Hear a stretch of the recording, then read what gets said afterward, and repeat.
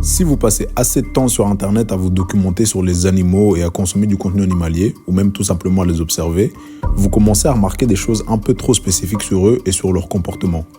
Par exemple, j'ai remarqué que la plupart des chats qui utilisent plus régulièrement leur patte gauche que leur droite sont le plus souvent des mâles. Je ne sais pas pourquoi. Et c'est ce genre de petites observations qui m'inspirent le plus, notamment pour mes vidéos et pour ma chaîne en général. Et récemment, en écrivant la vidéo sur les gorilles, j'ai remarqué quelque chose. En fait, les animaux savent se battre.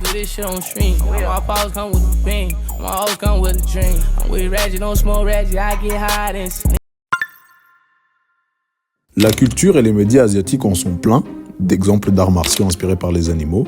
Et dans l'Occident, ça a entre autres en grande partie été popularisé par Kung Fu Panda, même si je ne néglige absolument pas les films emblématiques qui sont venus avant. Mais quand je dis que les animaux savent se battre, j'ai envie cette fois-ci de le prendre d'un point de vue différent. Je ne vais pas parler en allégorie et te dire d'être fluide comme le serpent ou de frapper avec précision comme le chat. Non, on va parler des animaux et de leurs différents styles de combat dans leur contexte naturel. Quelles sont les techniques que les animaux emploient pour être victorieux lors de combats? Et qu'est-ce qui fait que différentes espèces emploient différentes stratégies? Premièrement, il faut savoir que, étant donné que la plupart des animaux dans cette vidéo ont tous une mâchoire avec des dents qui peuvent être utilisées comme des armes, des pattes et des griffes plus ou moins acérées, la morsure, par exemple, est une stratégie qui va revenir souvent chez beaucoup d'animaux différents. Ce qui va être intéressant pour nous, c'est comment ils vont utiliser cette morsure à leur avantage et les techniques qu'ils vont employer. Les canidés sont la famille de carnivores comprenant les loups, les chiens, les renards, les licans, etc. Et leur arme primaire, c'est leur mâchoire. Parce que contrairement aux félins, ils ont évolué une stratégie de chasse qui consiste à pourchasser leur proie sur de longues distances. Et donc, leurs pattes sont longues et fines et n'ont pas l'amplitude de mouvement nécessaire pour être utilisées comme celle des félins ou même des ours. Mais on reviendra sur ça plus tard. Lors d'un combat, le loup, par exemple, va mordre soit la nuque de son adversaire, soit la jugulaire, soit le haut du dos / épaule ou même le visage. Lorsque le canidé mord son adversaire, la technique suivante consiste à gigoter la tête de gauche à droite très brutalement pour pouvoir déchiqueter et arracher. Vous avez sûrement déjà vu votre chien faire ça avec un jouet. C'est très efficace lors d'un combat ou même pour tuer une proie. Imaginez qu'un renard vous attrape et que vous êtes un lapin. Lorsqu'il va faire ce mouvement, tout ce qui est colonne, organes internes et d'autres os va se séparer. La nuque va se casser, bref, ça fonctionne très très bien. Mais en même temps, tout en mordant, ils emploient aussi une forme de lutte pour pouvoir avoir le dessus et déséquilibrer leur adversaire. La stratégie finale étant de mettre leur adversaire sur le dos pour l'empêcher de riposter efficacement et lui infliger plus de dégâts. Parfois, c'est aussi juste pour le dominer et le forcer à accepter la défaite. Et pour en revenir à leurs pattes, lors de cette lutte, elles sont très efficacement utilisées. Elles manquent certes de l'amplitude de mouvement nécessaire pour tourner leurs poignets et tirer, mais les canidés trouvent des moyens pour venir à bout de ces faiblesses. Par exemple, lors d'un combat, elles aident le canidé à pousser l'adversaire en mettant tout son poids sur lui, à le déséquilibrer. Elles servent même à l'immobiliser lorsque l'animal les garde fermement tendu en appliquant de la pression.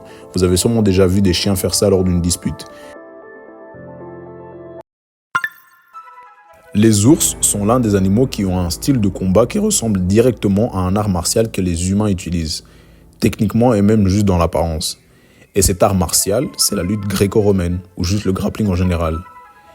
Et moi, en vrai, j'attribue ça à leur physique. En fait, les ours ont un corps qui sait faire presque exactement les mêmes mouvements que nous. Ils ont des pattes avant avec une amplitude de mouvement beaucoup plus large que celle des canidés, par exemple, peuvent agripper et peut-être même tirer, peuvent se mettre dans une position bipède et peut-être même au même niveau que certains primates. Et en plus de ça, ils sont plantigrades, c'est-à-dire qu'ils marchent sur leurs pieds au lieu de marcher sur leurs orteils. Et toutes ces caractéristiques assemblées leur donnent même parfois un aspect presque humain.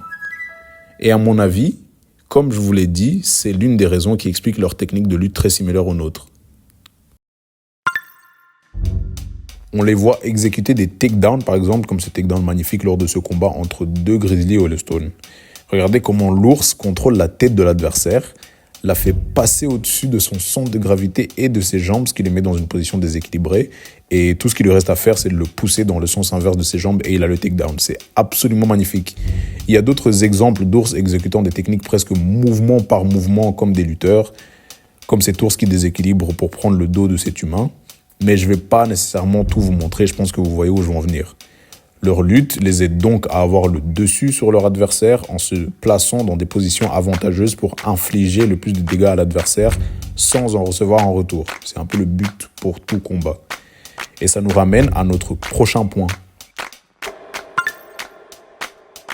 L'ours, comme d'autres animaux, va grandement utiliser sa morsure lors d'un combat. Après tout, comme vous le savez déjà, elle est très très puissante.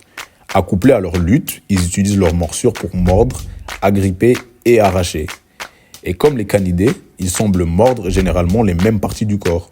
Le visage, les oreilles, le haut du dos, la nuque et s'ils le peuvent, les pattes. Et une autre similitude qu'ils partagent avec les canidés, c'est que lorsqu'ils mordent, ils gigotent aussi leur tête de gauche à droite violemment pour pouvoir mieux déchiqueter la chair de leurs adversaires. Mais pourquoi partagent-ils cette technique si spécifique de combat? Après tout, c'est pas comme si tous les animaux faisaient ça. Les félins font pas ça. Alors, le secret se trouve dans leur morphologie.